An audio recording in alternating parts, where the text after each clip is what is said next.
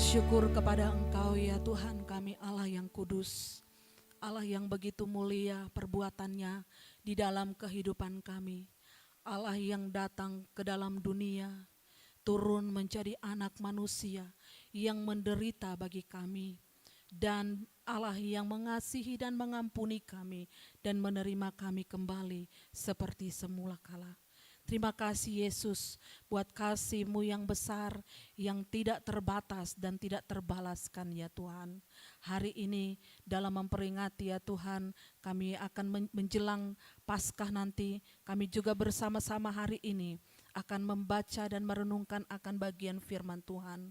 Kiranya Tuhan di momen-momen Paskah ini kami boleh merenungkan betapa kasih Tuhan itu besar di dalam kehidupan kami.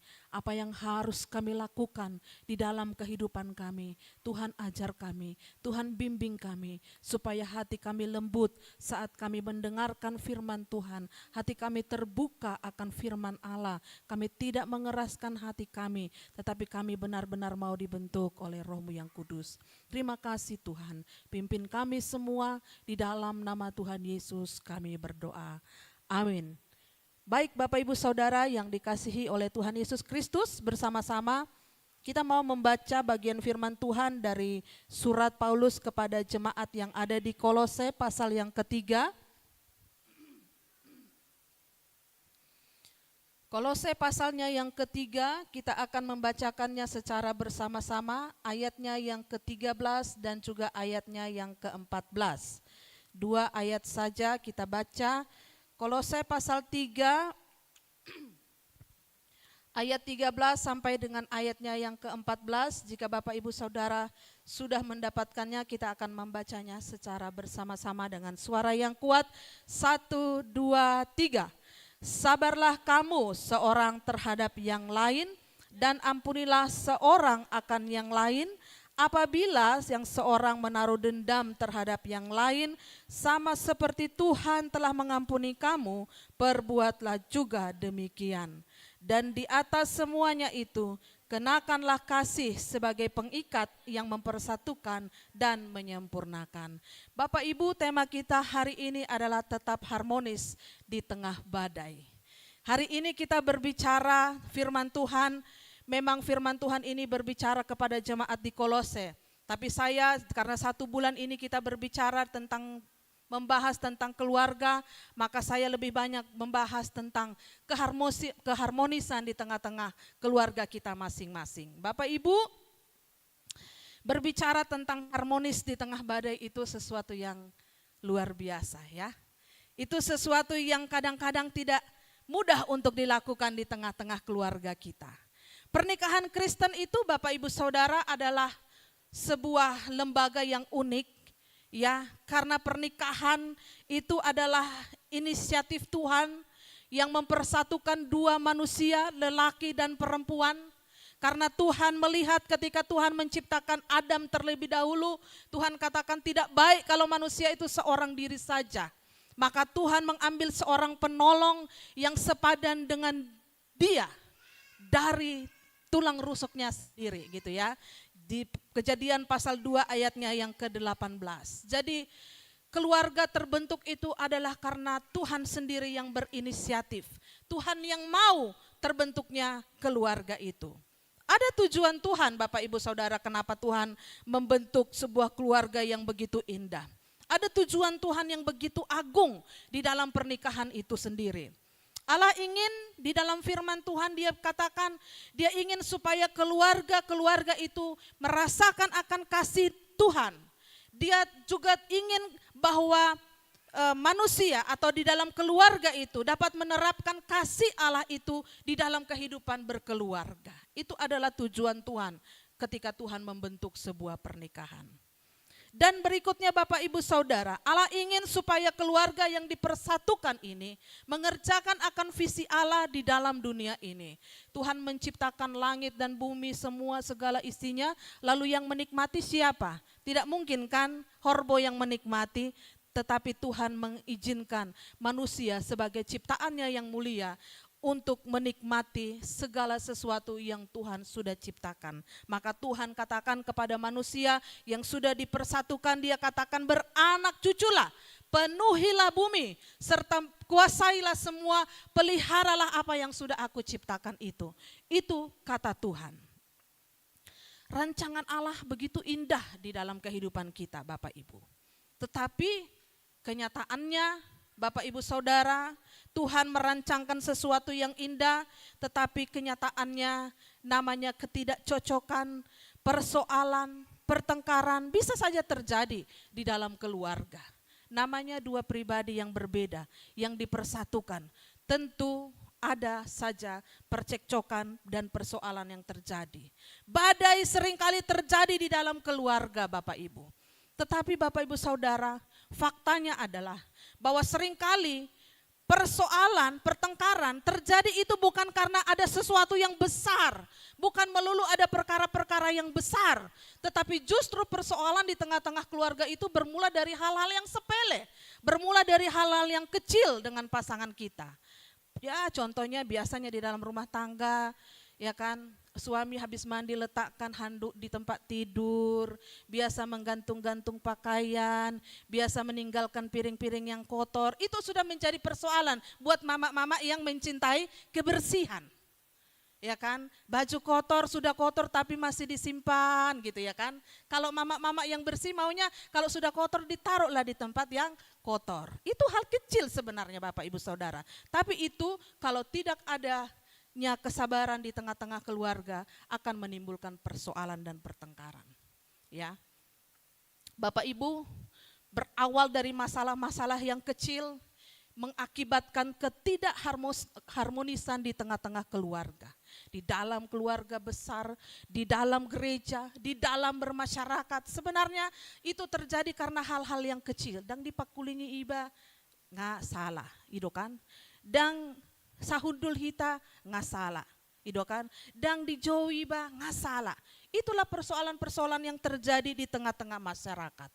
Bapak Ibu, kenapa semua hal ini terjadi? Kenapa bisa semua ini terjadi Bapak Ibu? Karena manusia itu cenderung menuntut sesamanya berubah duluan, ya kan? Tanpa dia mau, dia duluan yang berusaha untuk duluan berubah. Lebih banyak terjadi itu adalah kita lebih banyak menuntut orang lain dulu untuk berubah daripada diri sendiri untuk berubah. Tidak adanya kesabaran, salah paham, komunikasi yang kurang baik, ya kan, apalagi kalau susah signal, ya kan, terputus-putus. Atau komunikasi di WA yang kadang-kadang salah ditanggapi, salah salah paham dia untuk mengerti. Itu bisa jadi persoalan. Ayah adalah patanion, itu kan, gabe muruk.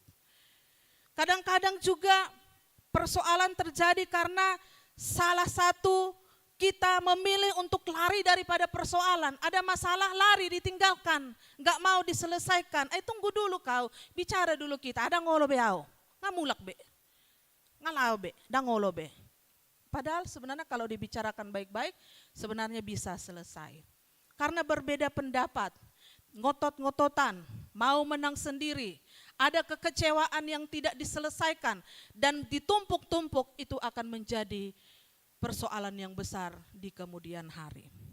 Nah, inilah Bapak Ibu Saudara, mengapa kadang-kadang ketidakharmonisan itu terjadi di tengah-tengah keluarga. Kita melihat sekarang latar belakang daripada surat Kolose ini Bapak Ibu Saudara. Surat Kolose ini Bapak Ibu, ini ditulis oleh Paulus kepada jemaat di Kolose. Yang uniknya ketika dia sedang berada di dalam penjara. Kalau Kolose ini sekarang kita kenal dengan Turki. Ya. Kalau Kolose dulu sekarang kita kenal dengan Turki. Dan Bapak Ibu Saudara, surat ini ditulis oleh Paulus kepada jemaat di Kolose, tetapi dia sendiri belum pernah mengunjungi jemaat yang ada di sana. Dia tidak kenal sebenarnya orang di sana. Dia tidak kenal pribadi-pribadi yang ada di sana. Jemaat ini dibentuk atau didirikan oleh temannya yang namanya Epafras. Epafras ini adalah seorang yang pernah bertobat ketika pelayanan Paulus di Efesus. Itu adalah Epafras. Epafras bertobat, dia pulang ke kampung halamannya, dia beritakan Injil di sana, dia berdirikan jemaat di sana, dan ketika dia juga dipenjarakan oleh karena memberitakan firman, dia bertemulah dengan Paulus. Dia ceritalah kepada Paulus, Paulus, jemaatku kayak gini-gini, mereka luar biasa, tapi banyak sekali persoalan kayak gini-gini yang bisa membuat mereka akhirnya nanti terpecah belah, tercerai-berai. Kayak mananya caranya Paulus? Paulus sebagai seorang yang punya hati gembala yang luar biasa, Bapak Ibu Saudara, dia mencoba untuk menuliskan firman Tuhan ini. Dia mencoba untuk menuliskan surat ini kepada jemaat yang ada di sana, meskipun dia belum kenal. Tetapi sebagai tanggung jawab hamba Tuhan, dia ingin supaya jemaat yang sudah bertumbuh tidak tercerai-berai oleh hal-hal yang sepele, oleh hal-hal yang kecil, oleh hal-hal yang seharusnya bisa diselesaikan, jangan menjadi besar. Maka terjadilah tulisan ini Bapak Ibu. Bapak Ibu, jemaat Kolose itu bukanlah jemaat yang besar. Mereka hanyalah sebuah komunitas yang kecil. Mereka hanyalah kelompok kecil yang sedang mencoba untuk mempertahankan iman mereka di hadapan Tuhan. Di tengah-tengah tantangan budaya yang sangat rumit Bapak Ibu. Ya, sangat rumit kehidupan mereka di sana, ya. Dan kota Kolose ini bukanlah kota besar seperti di Efesus. Efesus kota yang maju, kota metropolitan, tempat orang berdagang, tempat orang berkumpul dari tempat mana-mana gitu ya. Tapi Kolose ini adalah kota kecil. Tapi yang hebatnya, jemaat di sana itu mereka menghadapi tantangan yang sangat-sangat beragam, sangat-sangat kompleks. Nah, inilah gambaran mereka pada waktu di sana ya Bapak Ibu. Jemaat Kolose itu, mereka itu beribadah tidak di gereja. Mereka itu namanya komunitas rumah tangga. Mereka beribadah itu di rumah saja. Mereka beribadah di tempat seorang yang kaya yang namanya Filemon, pernah disebutkan oleh Paulus, saudaraku di dalam Tuhan, Filemon, ada suratnya juga kepada Filemon, ada surat Filemon. Disitulah Bapak Ibu Saudara, rumah Filemon itu dipakai untuk orang-orang percaya ini berkumpul, berdoa, makan bersama, beribadah. Bahkan di sanalah mereka seringkali berkumpul untuk membacakan surat-surat penggembalaan itu. Jadi dibacakan surat itu bukan sebagai informasi, tetapi sebagai penguatan kepada jemaat Tuhan di sana supaya mereka dengar nasihat. Ya Bapak Ibu Saudara, kalau zaman dulu kan belum banyak hamba Tuhan, belum banyak pendeta. Jadi kalau surat-surat dari hamba Tuhan seperti itu sesuatu yang sangat berharga sekali bagi mereka. Mereka duduk rame-rame, mereka dengar baik-baik, dan mereka membahas bersama, dan mereka ambil komitmen untuk berubah. Itulah hebatnya jemaat-jemaat pada waktu itu. Sehingga ada orang yang mau berkorban, biarlah di rumahku lah. Ini biasanya orang-orang kaya ya. Inilah biarlah di rumahku kita kumpul. Kita makan pun bersama, makan kita bersama. Yang penting kita kuat bersama, kita belajar bersama melalui surat-surat penggembalaan ini. Nah, terus Bapak Ibu Saudara, yang beragam lagi dari jemaat ini adalah jemaat ini terdiri dari campuran budaya yang berbeda-beda. Ada orang Yahudi diaspora katanya, di ayat yang 11 itu ya, di Kolose 3 ayat 11. Orang-orang Yahudi diaspora ini adalah orang-orang yang membawa tradisi hukum Taurat ke tengah-tengah komunitas. Mereka mempersoalkan tentang sunat atau aturan-aturan makanan yang ketat gitu ya. Kemudian ada orang Yunani yang kental dengan latar belakang mistis. Bapak Ibu, kita sudah sering bahas tentang orang Yunani yang sering percaya kepada dewa-dewi, penyembahan berhala, dewa-dewa banyak sekali yang mereka percaya. Itu mereka dari latar belakang orang Yunani yang kental dengan latar belakang mistis mereka, percaya kepada berhala-berhala itu. Terus ada orang yang kaya dan budak. Nah, ini bicara tentang status sosial, orang kaya dan orang yang rendah gitu ya, budak.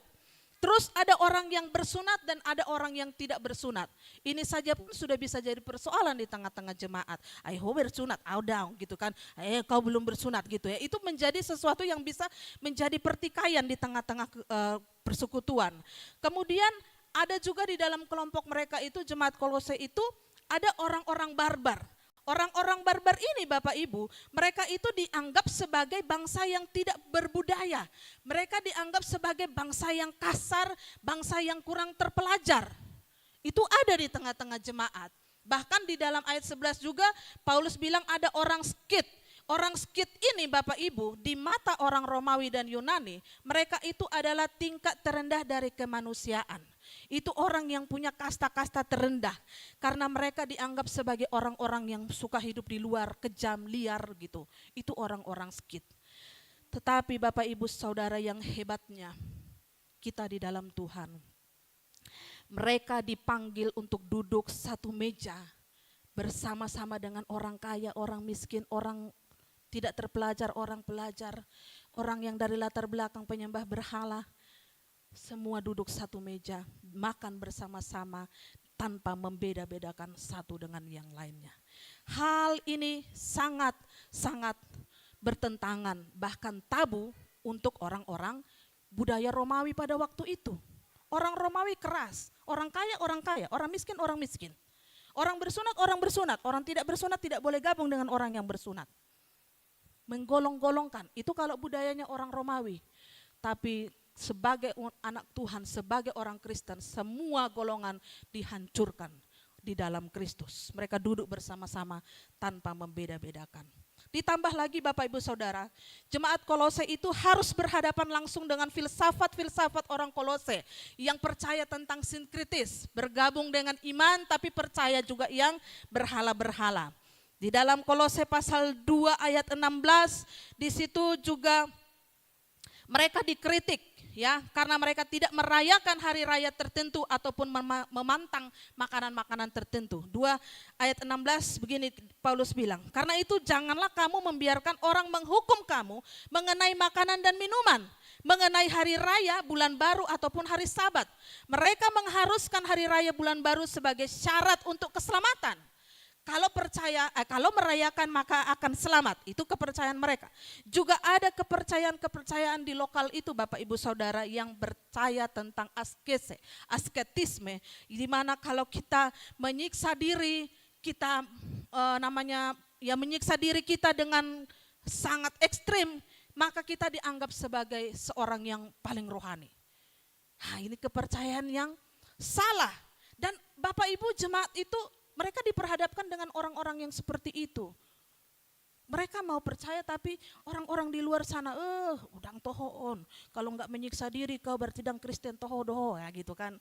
Kalau orang Kristen itu biarpun ke gereja tapi harus pergi juga ke datu. Itu yang diajarkan. Ini tantangan buat orang-orang Kolose pada waktu itu. Maka Paulus bilang jangan ya. Jangan percaya orang yang bilang jangan pegang itu, jangan sentuh itu, jangan ini, jangan itu, jangan percaya. Karena kita di dalam Kristus, kita sudah ditebus oleh darah Kristus yang begitu mahal. Nah, Bapak Ibu Saudara yang dikasihi Tuhan, perbedaan-perbedaan inilah yang ada di dalam jemaat Kolose. Ini dapat menimbulkan gesekan-gesekan. Kita juga di kelompok kita, di gereja kita, di rumah kita, dimanapun, perbedaan-perbedaan yang kecil hanya karena perkataan kita bisa bertengkar, kita bisa bertikai, kita bisa bersoal. Maka Paulus dia sebutkan, dia tekankan 3 hal di dalam ayat 13 ini yang nanti kita akan belajar pada hari ini. Kalau kita tidak melakukan ketiga hal ini, maka kehidupan berumah tangga, gereja, bermasyarakat, itu akan menghancurkan kehidupan kita. Ya, maka Bapak Ibu Saudara, uniknya jemaat di Kolose, meskipun mereka punya tantangan yang besar, meskipun mereka berbeda-beda budaya, suku, bahasa, tetapi Paulus memuji mereka. Ya, meskipun ada banyak ajaran sesat, Paulus memuji mereka bahwa saya salut bahwa kalian itu meskipun banyak tantangannya, berat persoalan kalian, tetapi iman dan kasih kalian itu sungguh-sungguh luar biasa kepada Tuhan. Ini yang harus menjadi bagian di dalam kehidupan kita. Meskipun ada tantangan, meskipun ada badai di tengah-tengah keluarga kita, di tengah-tengah persekutuan, di tengah-tengah masyarakat kita, kita harus tetap menunjukkan iman kita, kasih kita yang tulus kepada sesama kita. Bapak Ibu Saudara yang dikasihi oleh Tuhan Yesus Kristus, saya mau kita membahas sedikit atau membaca sedikit arti tentang harmonis.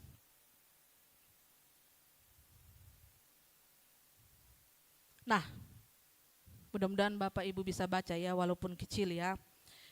Harmonis ini Bapak Ibu Saudara, kalau dalam konteks keluarga, harmonis itu adalah keadaan di mana keluarga itu saling menghormati dan saling menyayangi.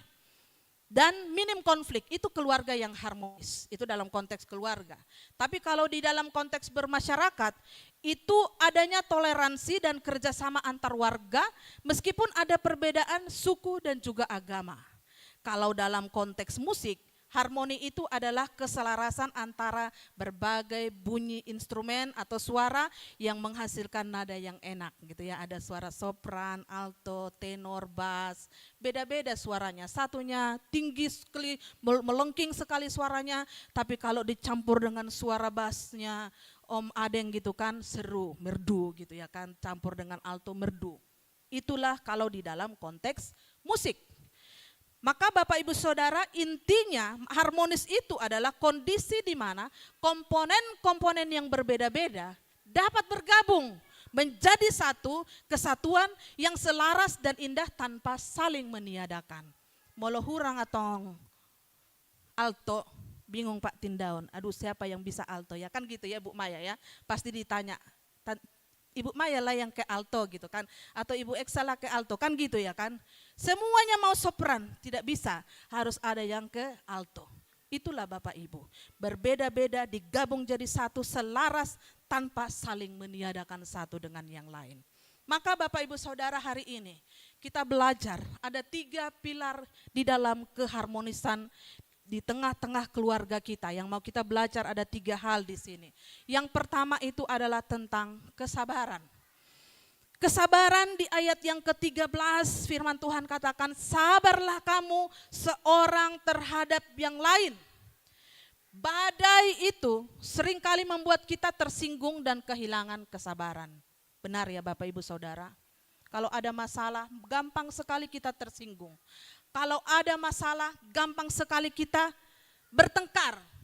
Gampang sekali untuk kita bertikai. Gampang sekali Bapak Ibu Saudara.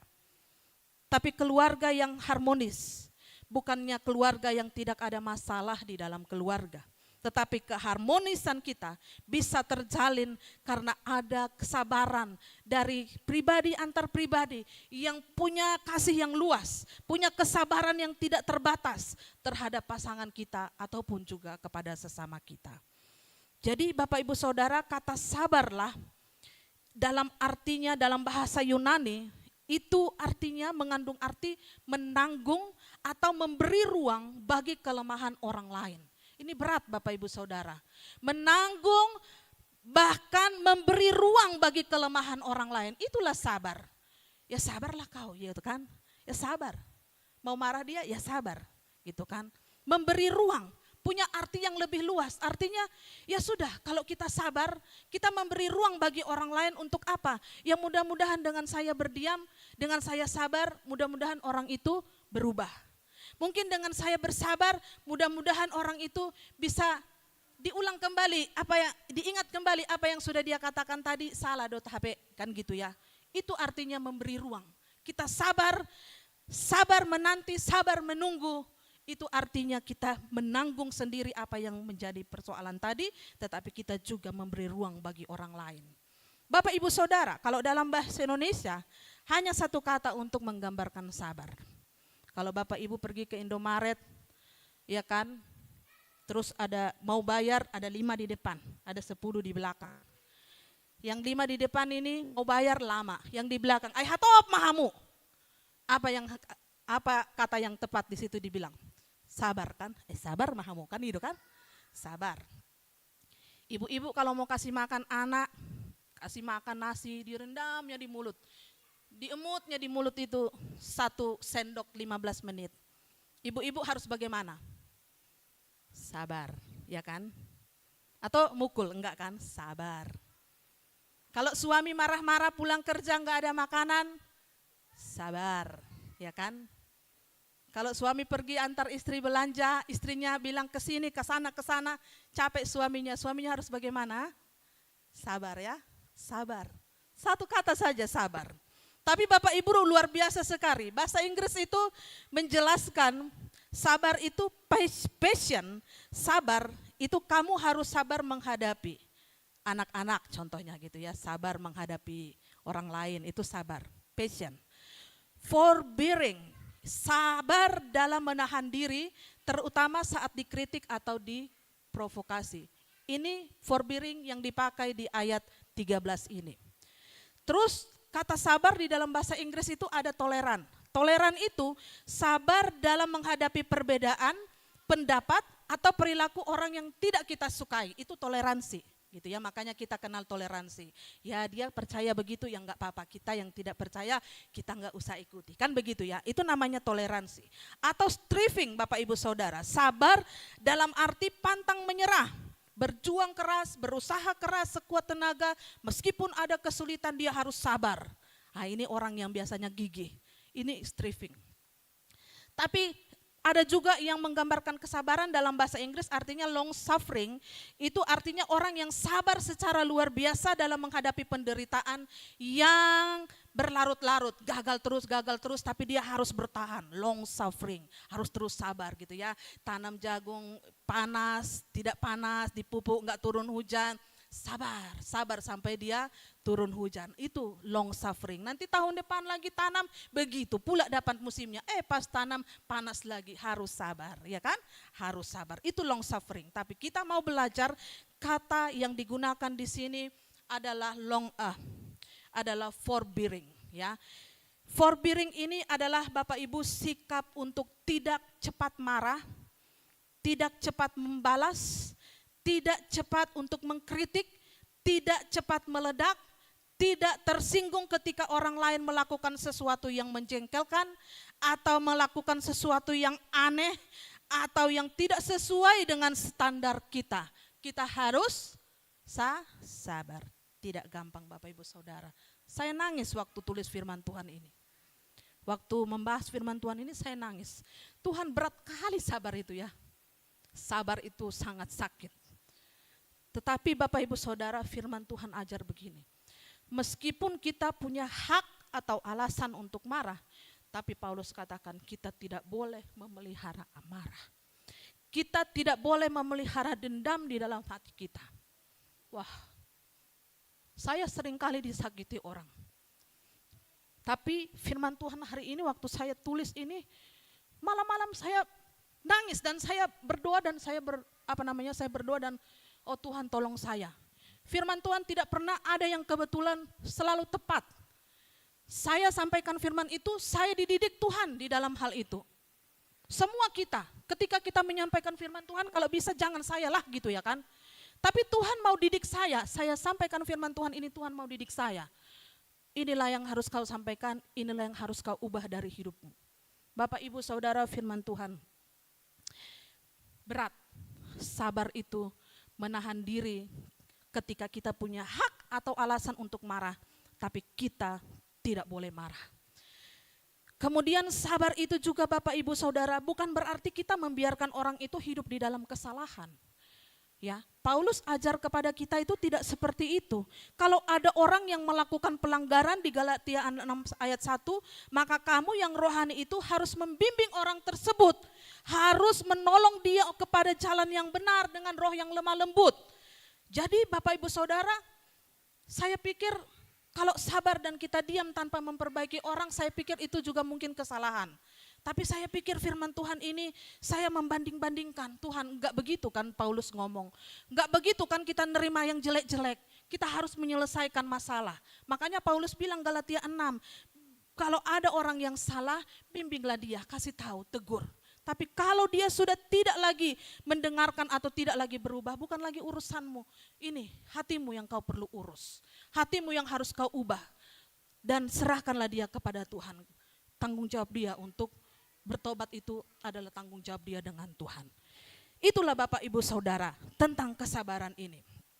Saya percaya Bapak Ibu Saudara, saya ngomong seperti ini, Bapak Ibu dengar seperti ini, pulang ke rumah, pasti direnungkan adang tohoi. Dia iba sabar kan gitu ya kan. Toh di Bapak Ibu. Saya pun hari ini saya ngomong, besok mungkin belum tentu saya bisa lakukan. Tapi proses Tuhan menolong kita. Bahwa firman Tuhan ini berbicara itu, sabar yang dimaksud Paulus itu ya sabar, menanggung. Ketika kamu dikritik, tadi yang saya bilang di awal, mereka bilang, orang percaya itu boleh kok ke gereja, tapi pergi juga ke dukun. Itu yang mereka hadapi. Tapi apa yang Paulus sarankan kepada mereka? Tahan mulutmu, jangan kamu balas orang-orang itu. Itu yang Paulus ajarkan. Nah, Bapak Ibu Saudara, ini ya, tadi yang sudah saya katakan tidak memelihara dendam, tidak memelihara amarah.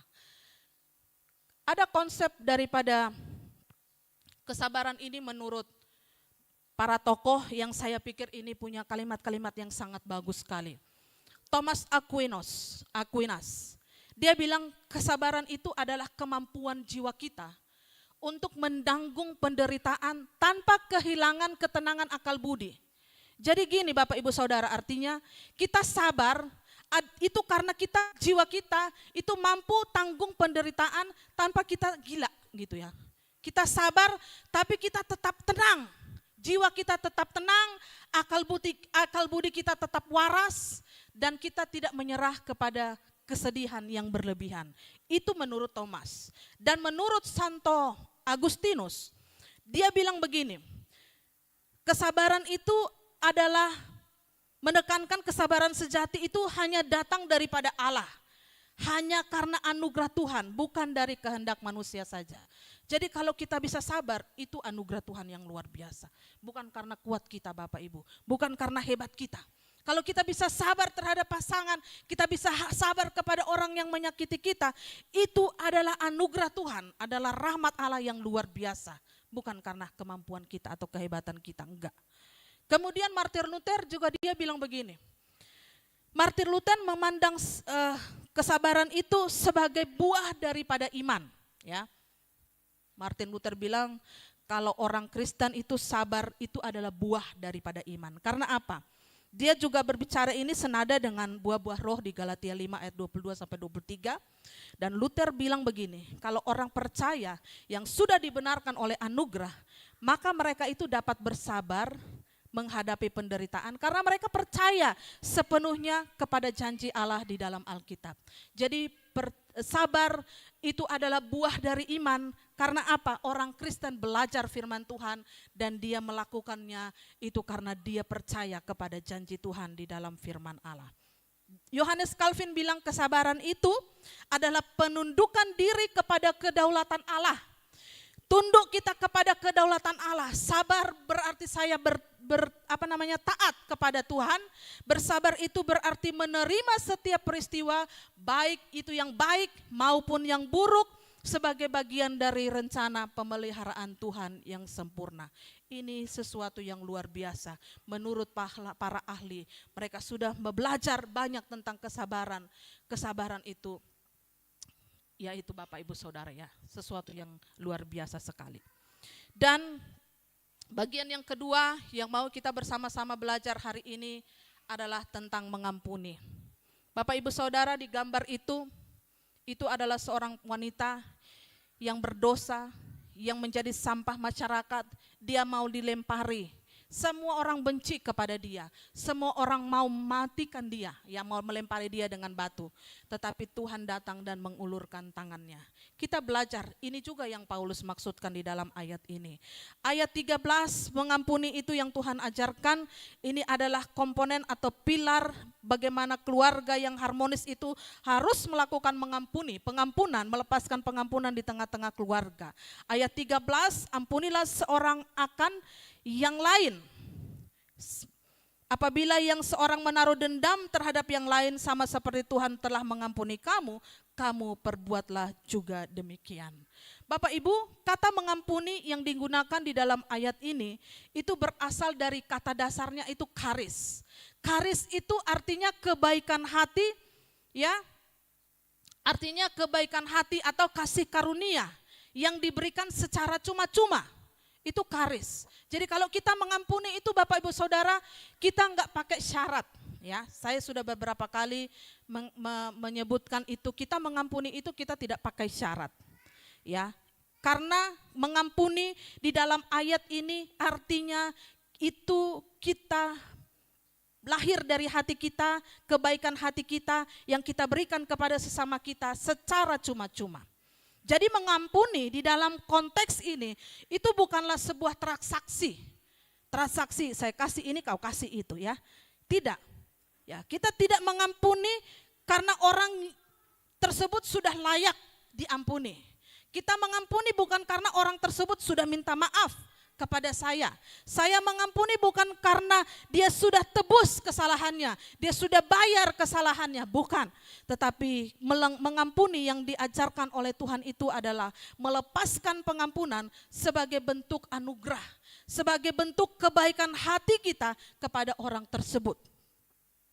Terlepas daripada apa dia pantas, dia tidak layak atau segala macamnya, itu tidak ada. Semuanya ini bukan karena transaksi.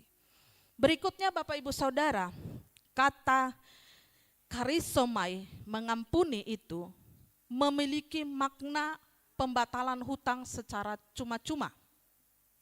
Pembatalan hutang secara cuma-cuma itu artinya begini, ketika seseorang menyakiti kita secara emosional, kita merasa orang tersebut itu berhutang kepada kita, betul ya? Kon ibana do parjolo minta maaf, kan itu berhutang ibana.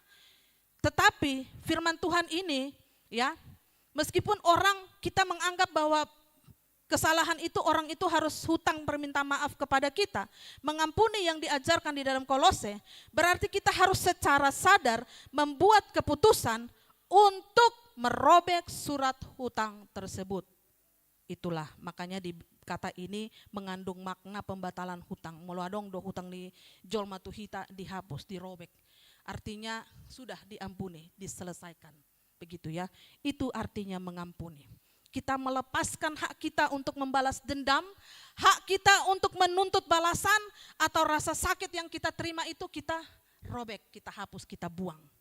Nah, disinilah Bapak Ibu Saudara, kita belajar untuk kita bebas dari penjara kebencian. Orang yang menyimpan dendam, amarah itu, mereka itu terkurung di dalam arena dendam gitu ya, arena sakit hati, yang membuat mereka itu terpuruk dan tersiksa. Tetapi ketika kita melepaskan pengampunan, kita melepaskan rantai-rantai yang mengikat itu tadi. Kita bebas Bapak Ibu Saudara. Bapak Ibu Saudara pernah mengampuni seseorang dengan sungguh? Plong. Yang kayak tadi ada batu besar di sini, semuanya lepas, napas pun lega. Mengampuni itu gampang, tapi susah. Susah, tapi gampang. Karena apa? Mengampuni itu kita plong. Mengampuni kita bebas. Tidak ada urusan kita dengan orang lain ya. Jadi mengampuni itu membebaskan kita daripada penjara kebencian. Bapak Ibu, kadang-kadang di dalam hidup kita itu merasa bahwa kita sudah cukup luar biasa. Saya sudah hebat nih, saya sudah memaafkan. Aku maafkan dia gitu ya. Ya. Orang itu menyakiti kita, kita katakan kita, oh hebat aku bisa kuampuni orang itu. Kita merasa bahwa kita sudah melakukan kebaikan-kebaikan yang besar. Tapi di dalam ayat 13, Paulus dia mengatakan bahwa ampunilah jika mereka sudah dia mengatakan ampunilah jika mereka sudah minta maaf. Dia tidak katakan seperti itu. Dia tidak katakan bahwa kalau kamu memaafkan kalau orang itu sudah minta maaf. Kamu maafkan kalau hatimu sudah tenang gitu. Dia tidak bilang seperti itu. Tetapi dia katakan ampunilah seperti apa yang sudah Tuhan perbuat, perbuatlah juga demikian kepada sesamamu. Bapak Ibu, makna daripada kata pengampunan itu adalah inisiatif Tuhan. Bapak Ibu perhatikan, Tuhan itu tidak menunggu kita untuk minta maaf. Tuhan itu tidak menunggu kita berubah dulu, menjadi baik dulu, menjadi sempurna dulu, baru Tuhan mau menebus kita. Tidak. Justru Tuhan mengampuni kita saat kita itu masih berdosa. Waktu di atas kayu salib, Bapak Ibu, semua orang mengolok-olok Tuhan. Waktu di kayu salib, semua orang menghujat Tuhan. Tetapi apa yang Tuhan katakan kepada mereka? Dia berdoa, Bapa, ampunilah mereka, sebab mereka tidak tahu apa yang mereka perbuat. Jadi pengampunan itu adalah inisiatif Tuhan. Tuhan sudah mengampuni kita, maka kita juga dituntut untuk bisa mengampuni sesama kita. Yang kedua, Bapak Ibu, pengampunan Tuhan itu bersifat total. Pengampunan Tuhan itu bersifat total dan juga sempurna. Ya. Dia tidak mengingat-ingat lagi dosa kita, dia tidak mengungkit-ungkit lagi masa lalu kita, tetapi dia membuangnya ke dalam tubir laut. Seperti lagu kita tadi ya, tubir laut itu gak ada satu orang pun yang bisa tembus ke sana. Laut yang sangat dalam, paling dalam. Seperti itulah Tuhan mengubur masa lalu kita. Seperti itulah Tuhan mengubur dosa-dosa kita. Bapak Ibu yang dikasihi oleh Tuhan, mengampuni yang diajarkan Tuhan di sini adalah mengubur kesalahan orang lain. Seperti Tuhan membuang masa lalu kita, kita juga harus kubur. Jangan kita gali lagi, kita ungkit lagi, membuat sakit hati lagi, membuat kita teringat-ingat lagi, sehingga muncul lagi masalah, muncul lagi pertengkaran dan persoalan di masa yang akan datang. Harus ada keputusan hati untuk saya harus selesai dengan masalah ini. Bapak Ibu, di ayat 1 sampai di ayat 11, Paulus menegaskan kepada jemaat Kolose bahwa kita harus mati terhadap dosa.